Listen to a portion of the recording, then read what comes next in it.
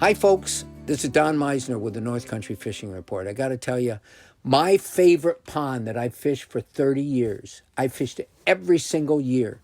And I went out 2 days ago because I'd hurt my leg and I wasn't able to fish for a couple of weeks. And I mean, for me not to be able to fish, I got to really be hurt. I got to be in a position where I can't walk. I can't even raise my leg to lay down. And that's what happened to me. But that's not what this report is about.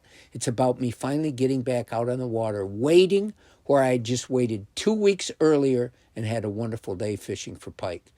Well, 90% of the water I was able to access and cast to and catch fish 2 weeks ago is no longer available to me. It is stopped with weeds. I mean, just masses of weeds that are on the surface that there's no way, even if I could cast past them, which I barely can, if I hook a fish, I got to bring it back through all the weeds, which is impossible unless I was using a broomstick and a big winch for my tackle. So I've never seen this pond like this. What has caused the weed growth this year? I don't know. I don't know. Is it different sunlight? Is it different temperatures? Every year, and I've always said this, every year, the one thing we can count on each year in our fishing is there'll be differences. There'll be changes from last year. As much as we like to rely on what we've learned and that fish will always be in the same place, they won't necessarily be in the same place. I know that I've talked about how in these feeder streams, you can count on walleyes always gathering. They're a school fish, and they school in small groups in these feeder streams, like the Grass River, the St. Regis River, and so forth.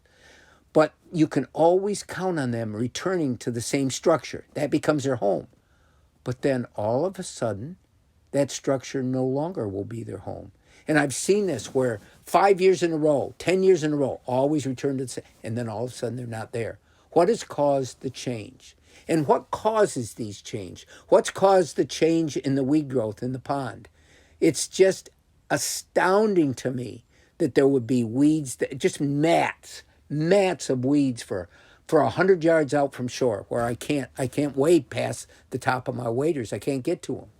And the important thing is not that I won't be able to fish the pond the same unless I'm in a canoe, but that changes take place, and every year we have to contend with these changes and be adapt and willing to compromise and willing to find new ways to catch our fish. Fish are still in there, but they're no longer going to have to be afraid of me because I now don't have access to them.